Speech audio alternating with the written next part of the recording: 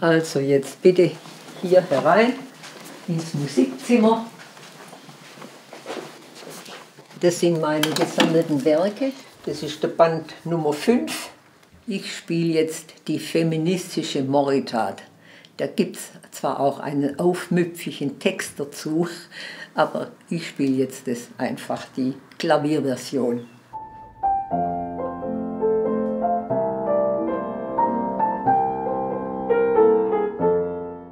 Ich bin Gerda Herrmann, Jahrgang 1931. Ich vertone ganz unterschiedliche Lieder. Ringelnatz, Kästner, Tucholsky, auch eigene Texte, Ernstes und Heiteres. Vor wenigen Tagen habe ich mein 375. Lied verfasst, und zwar mein eigenes Motto: den Mut nicht verlieren und auch nicht den Humor. Also ich suche eigentlich nicht nach Gedichten, sondern wie sie mir manchmal in die Hand kommen. Und dann kann es sein, dass ich gleich irgendeine Vorstellung habe, dass mir Melodie einfällt, und so sind die einfach entstanden. Ich habe zum Beispiel das Gedicht Der Panther von Rilke vertont.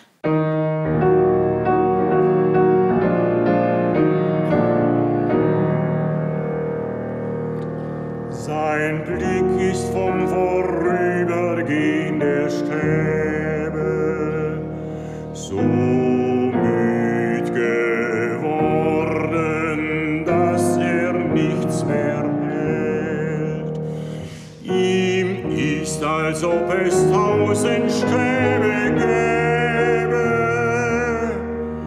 und hinter 1000 Stäben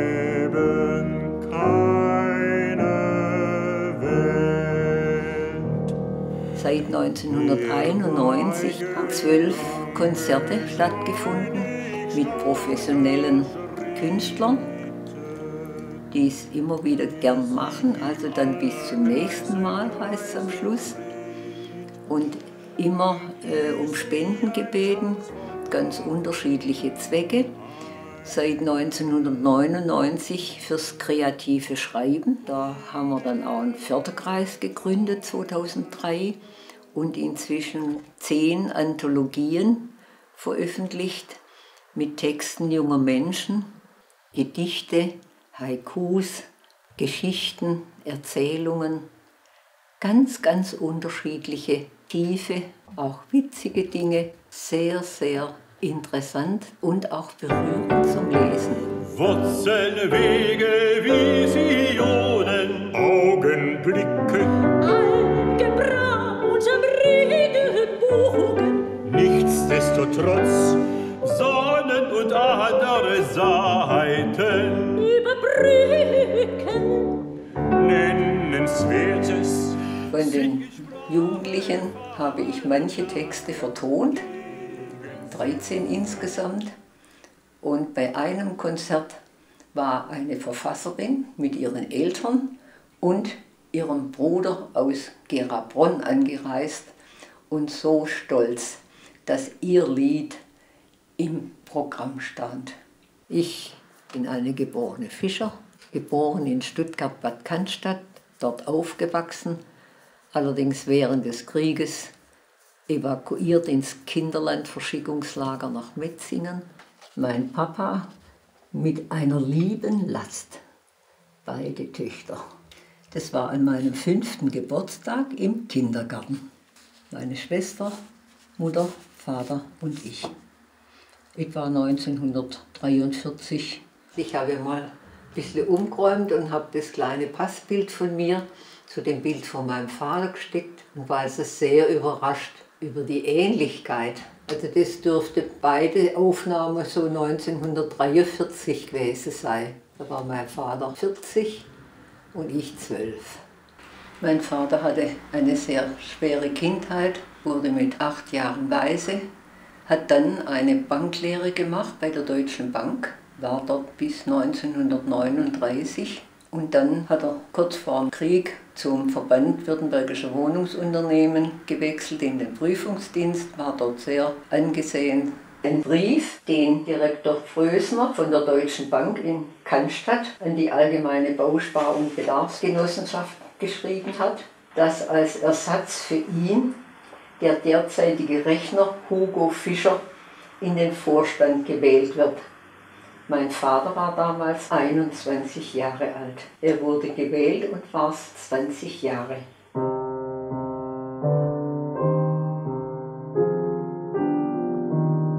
Dann hat er auch bei der Deutschen Bank noch erlebt, wie die jüdischen Kunden allmählich versucht haben, ihr Geld ins Ausland zu schaffen und er dann manchmal vermutet hat, dass die nicht mehr kommen. Die Synagoge in Cannstatt war neben dem Gebäude der Deutschen Bank, wurde 1938 auch zerstört. Und ich habe ganz stark in Erinnerung, wie irgendwann mal der Hitler auftrat, alles hat gejubelt und mein Vater stand mit mir und hat ganz kühl und ernst um sich geschaut und das hat sich mir unheimlich eingeprägt. Da war mir ganz klar, da ist kein Jubel. Ganz tragisch war, dass mein Vater denunziert wurde, deshalb wurde die UK-Stellung unabkömmlich aufgehoben und er musste dann zur Wehrmacht. Von meinem Vater gibt es noch die Briefe, die er aus dem Feld geschickt hat. Er war zuerst in Odessa, dann in Klausenburg, wo er bei einem Luftangriff der Amerikaner gefallen ist. Ja, die Bescheide, so die Feldpostbriefe, gell? Da war der Briefgleiskuvert, das war der Abschied im Bahnhof Stuttgart. Im Zug, wie er wieder fortfahren musste. Das war 1944, also zum Bomberurlaub konnte er von Odessa nach Cannstatt kommen. Wir waren ja fliegergeschädigt, waren in einer kleinen Notwohnung untergebracht und er musste in seinem Bett auf Matratzenschoner schlafen. Ich habe die Matratze gekriegt, sonst war kein Bett vorhanden und beim Gute Nacht sagen hat er sich zu mir runtergekniet und mich in den Arm genommen und mein Dad gesagt. Das werde ich nie vergessen. Das war unendlich kostbar, weil er so wenig Zeit hatte. Und dann musste er wieder nach Klausenburg, weil inzwischen die Front über Odessa weggegangen war. Und das war der Abschied auf Gleis 16 am Bahnhof Stuttgart. Das ist ihm sehr schwer gefallen.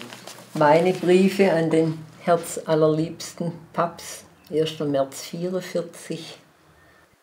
Ich habe in den Briefen, die ich meinem Vater nach Odessa und Klausenburg geschrieben habe, festgestellt, dass ich immer wieder unterbrechen musste, weil ich ganz, ganz dringend gebeten wurde, Klavier zu spielen. Von meinen Klassenkameradinnen und auch von den Frauen. Wir waren ja im Kinderlandverschickungslager wegen der Luftangriffe in Metzingen. In Erdkunde haben wir zurzeit Frankreich.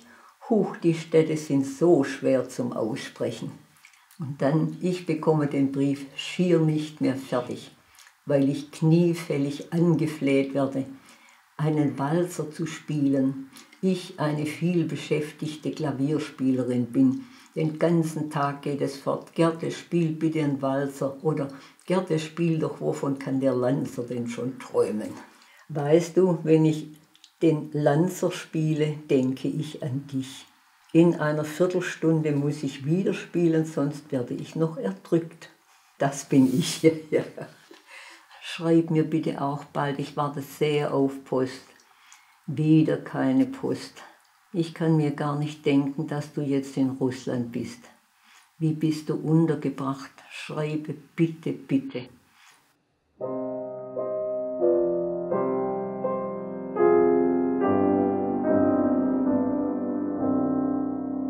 habe im Juni 1944 morgens noch einen großen Brief von meinem Vater bekommen und nachmittags kam der Blockwart, wie das damals hieß, die Parteifunktionäre, und hat einen Umschlag auf den Schreibtisch gelegt. Meine Mutter schaut's an, sagt die Feldbusnummer meines Mannes. Ja, muss Ihnen leider sagen, Ihr Mann ist gefallen. Der Satz stand im Raum, ich wollte ihn nicht annehmen. Werde ich nie vergessen, war ganz, ganz schlimm. Letzter Brief von meinem Vater. Nun muss ich hier mit dem Leiter und einem weiteren Oberpfallmeister zusammenarbeiten, die mir beide nicht liegen und die beide launisch sind, wie Primadonnen am Theater. Aber ich lasse mich nicht kleinkriegen. Kopf hoch heißt die Devise für mich. Also 25. Mai 1944. Und ich habe auch ein Tagebuch von ihm gefunden, ein kleines, was er als 20-Jähriger mal einige Wochen verfasst hat, mit einem Gedicht, das habe ich dann auch vertont, ein kleines Liebesgedicht.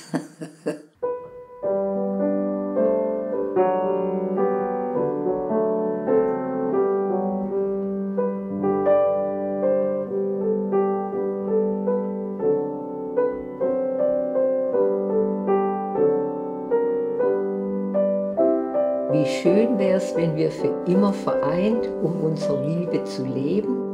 Wie schön wär es lieben im eigenen Heim, durch das unsere Ideale schweben. Ein trautes Heim, ein kleines Kind, wie reich dann wären wir zwei. Doch geht dies alles nicht so geschwind, die Zeit scheint mir beschwert mit Blei. Zu jung noch sind wir, dies zu besitzen, doch lieben dürfen wir uns schon heute. Wir wollen daher unsere Liebe stets schützen, bis wir uns gehören dürften, wir beide. 1923, das war ja die Zeit der Inflation. Nachruf des Verbands Württembergischer Wohnungsunternehmen.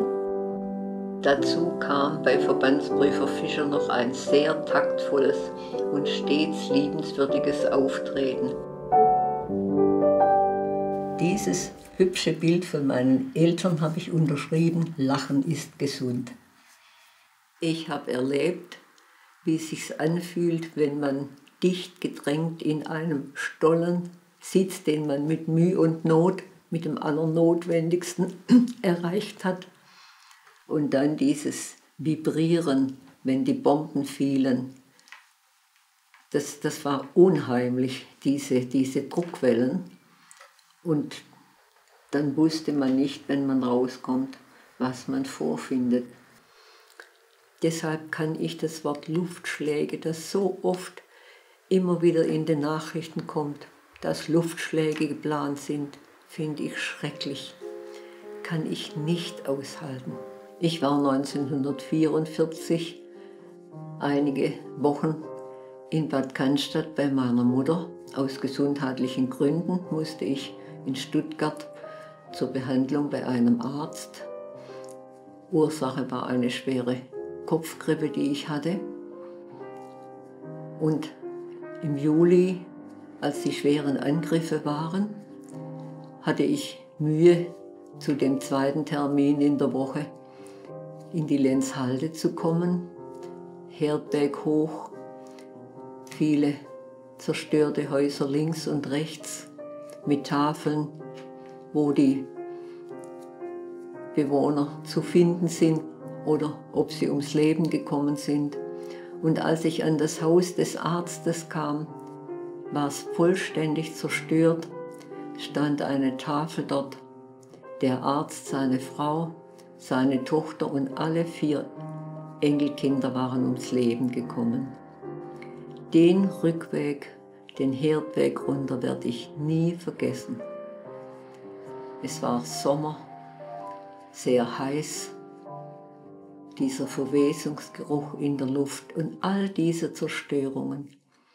Und dann, am Kriegsende, war ich wieder in Metzingen und wir konnten sehen, wie von Riederich auf der Straße nach Metzingen die amerikanischen Soldaten vorrückten. Das war auch schwer, weil man nicht wusste, was auf uns zukommt.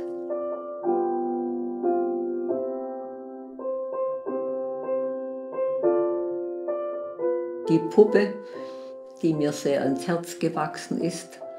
Wir hatten auch einen schönen Teddy, den wir leider, nachdem die Wohnung von den Amerikanern 20 Monate beschlagnahmt war, nicht mehr wiedergefunden haben. Als ich die Puppe bekam, war ich vielleicht 5 Jahre alt, habe sie natürlich sehr vorsichtig behandelt. Tja, die Puppe.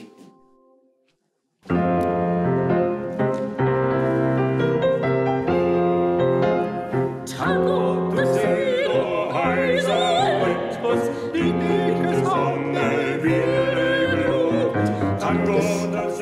ist ein Bild meiner Schwester Doris und mir beim Abschlussball von der Tanzstunde im April 1948, noch zu Reichsmarkzeiten.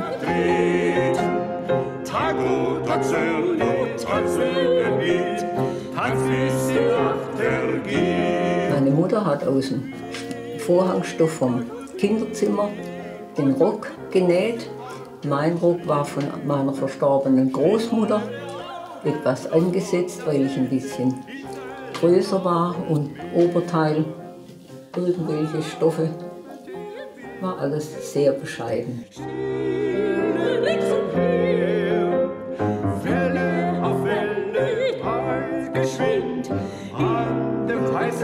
Das andere, da hatten wir die Kostüme von den Staatstheatern. Da war ich also dieses männliche Wesen.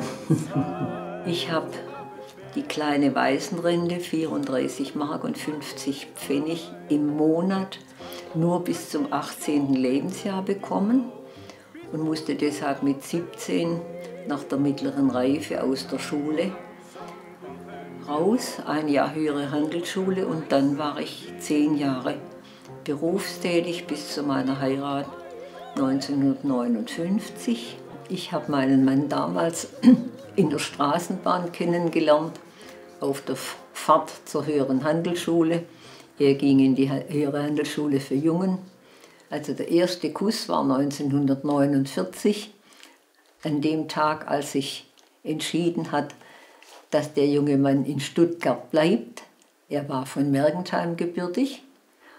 Es hat aber dann 10 Jahre gedauert, bis wir heiraten konnten. Er hat zwischendurch noch studiert und zeitlang waren wir auch getrennt.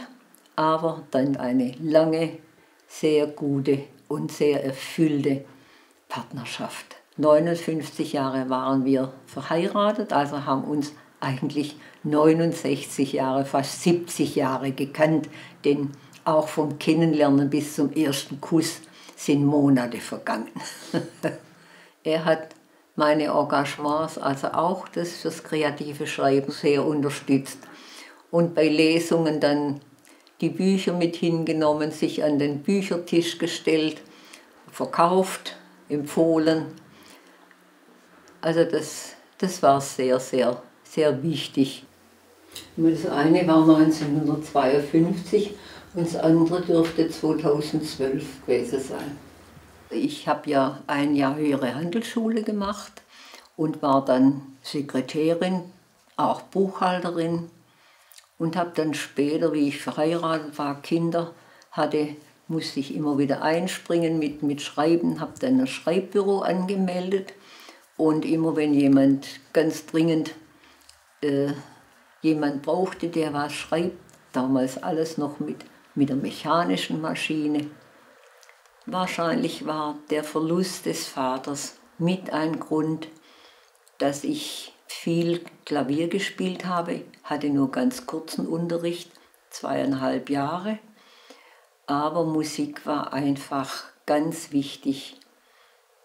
Im Leid um den Vater, auch in der Hungerphase nach dem Krieg 1984, auch in einer etwas schwierigen Phase mit Kindern zu pflegende Mutter, wenig Zeit für mich selber und dann entstand plötzlich eine Melodie und die habe ich dann dem Klavierlehrer der Kinder vorgespielt. Zuerst meinem jüngsten Sohn, der sagte, Mutti, mir gefällt's, aber Karriere kannst du damit keine machen. Aber der Klavierlehrer fand, ich habe Ideen, soll weitermachen. Aber später fand er es dann doch nicht so wertvoll, dass er sich da mehr drum kümmert. Dann habe ich einfach, so wie ich es konnte, die Dinge notiert. Bei den ersten Konzerten alle Noten noch von Hand geschrieben, auf Linienpapier. Später gab es dann ein Programm, wo ich es jetzt im Computer eingeben kann. Entwurf. Und dann wird es bearbeitet und ausgefeilt und dann ist es fertig. So 1984 entstand mein erstes Klavierstück. Ich spiele es jetzt.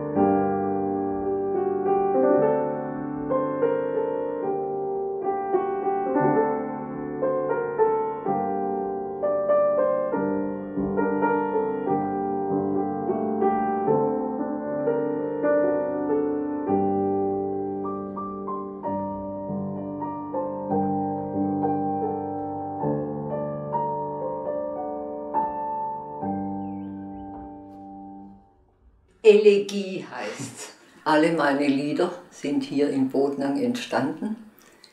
Ich habe ja Wurzeln, familiäre Wurzeln hierher. Es gibt auch einen Brief von 1874 meines Urgroßvaters, den er an seine Frau in Bodnang geschrieben hat aus Mergentheim. Er hat dort eine Stelle gefunden als Schreinermeister und schreibt, habe aber doch immer etwas Heimweh nach dir, sowie nach der lieben Kleinen. Was macht sie denn? Da war meine Großmutter knapp 1 Jahr alt. Ich finde es rührend, wie er unten am Schluss schreibt, und verbleibe unterdessen dein treuer Gatte, Max Hörbrand.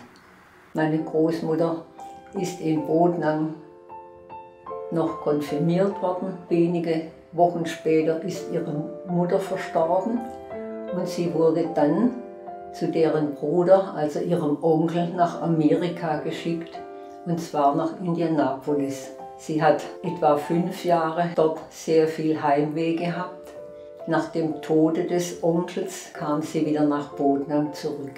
David Merz, wie er hieß, ist 1867 nach Indianapolis ausgewandert und hat dort mit anderen zusammen ein flottgehendes Metzgergeschäft aufgebaut und war sehr angesehen dort.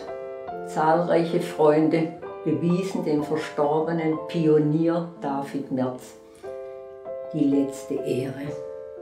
Wurde also als Pionier bezeichnet bezüglich des Einsatzes für die Bürger der Stadt dürfte so 1892 gewesen sein. Es gibt noch einen Brief von 1908 von einer Freundin und einen anderen von 1936, beide aus Indianapolis. Meine Großeltern haben das Haus hier gekauft und sind 1931, als der Großvater in Ruhestand ging, hierher gezogen, sodass ich als ganz kleines Kind schon hier im Garten unterwegs war. Und da gibt es schöne Kindheitserinnerungen, wenn ich beim Gießen helfen durfte. Die Wasserle Batschebeff habe ich ganz stolz verkündet. Ein Bild eines stolzen Papas, das Kleine bin ich, das ist meine Schwester, in Bodnang auf einer Bank im Garten. Ich war mit meinen Großeltern bei Luftangriffen, bei Fliegeralarm auch im nahegelegenen Stollen. War eine sehr schwierige Angelegenheit. Zum Glück kein schwerer Fliegerschaden. Und wir konnten dann nach dem Tod der Großeltern 1964 hierher ziehen und haben sehr, sehr gute, enge Beziehungen zu Bodnang und vor allem zu diesem Haus. Tandaradei. Das erste Konzert habe ich gewagt aus Anlass meines 60. Geburtstags.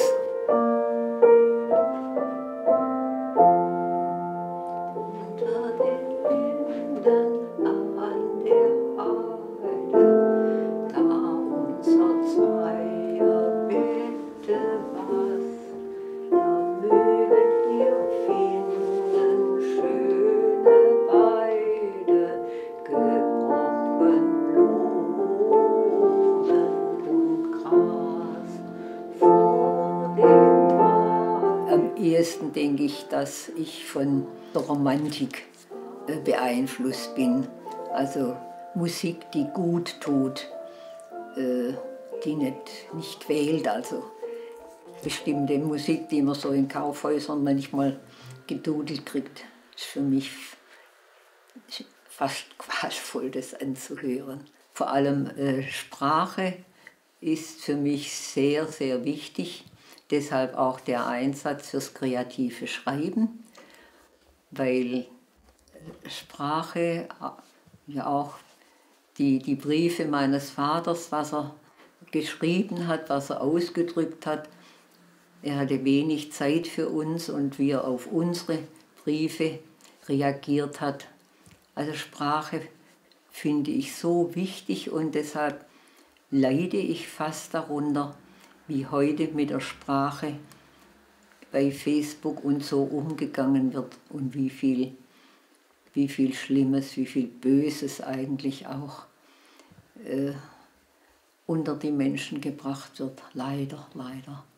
Viel Spaß gemacht hat mir die Vertonung von Texten von Herrn Fritz Klump, der in Bodnang in der Oberen Kirchhalde viele, viele Jahre gewohnt hat und den ich als Kunde beim Schreibbüro kennengelernt habe, der also wunderbare Gedichte gemacht hat, sehr hintergründig, mit Humor. 1984 kam das Ehepaar Klump und wollten, dass ich Gedichte, die der Herr Klump gemacht hat, dass ich das entsprechend vorbereite, dass es einen Gedichtband zu seinem 70. Geburtstag gibt. Und dann habe ich doch mehrere immer wieder vertont. Er hat auch bei Konzerten dann eine Ansprache gehalten, hat mir Blumen überreicht und dann Gedicht gemacht. Er ist über 100 Jahre alt geworden und hat also bis zum Schluss Gedichte gemacht. Ein Schneck, es war mittags um 4, zog er auf feuchter Spur zu ihr. Es wurde 5,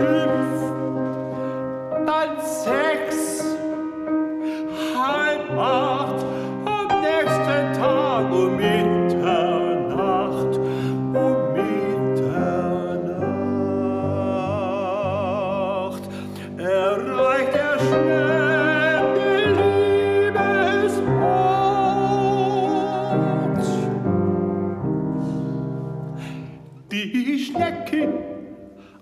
aber ist längst fort. Längst fort. Wie nutzlos ihm die süße Triebe, wenn du zu langsam in der Liebe.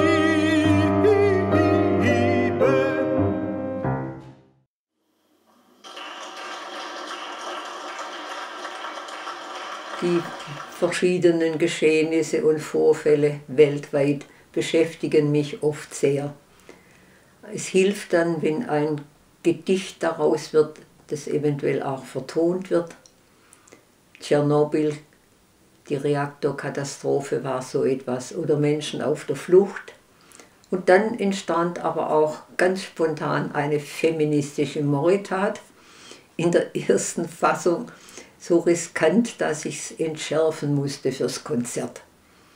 Und später dann eine feministische Moritat Nummer 2. Zwischendurch verführt mich auch mal ein Kinderlied, das heißt ein nettes Gedicht, der Schneemann. Und das habe ich also wirklich als Lied für Kinder gemacht.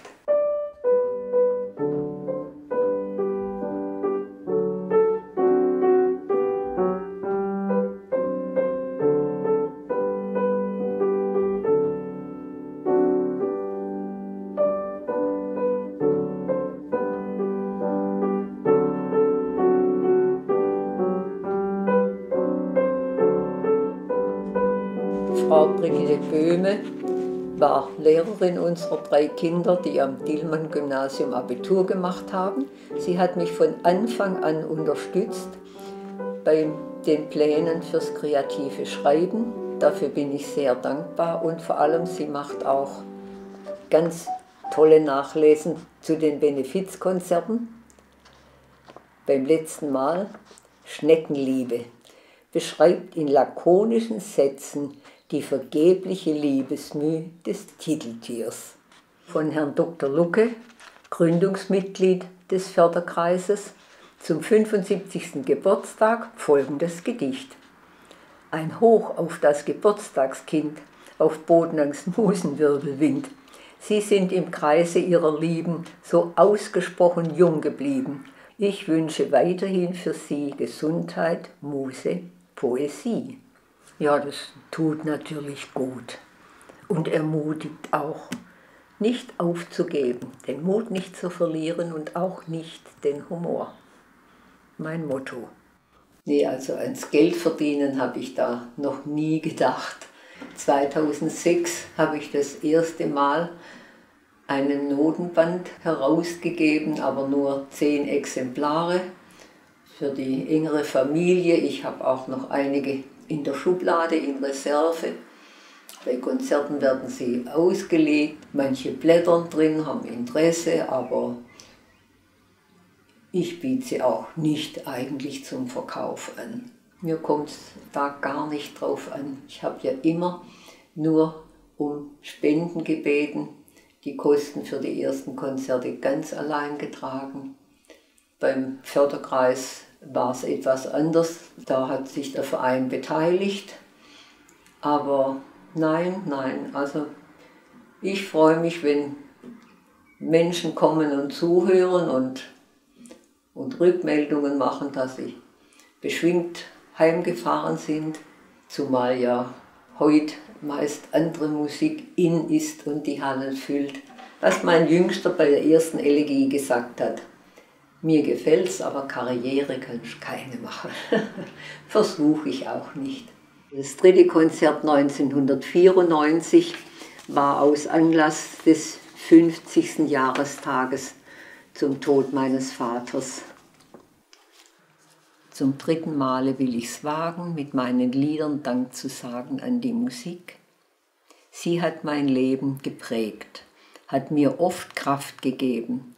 Nach Papas Tod vor 50 Jahren habe ich viel Trost durch sie erfahren. Die Lücke blieb, drum gilt's, den Krieg zu ächten. Ach, wenn die Musik den Menschen könnte Frieden bringen, dass sie nicht kämpfen, sondern singen. Doch gibt es solch ein Wunder kaum.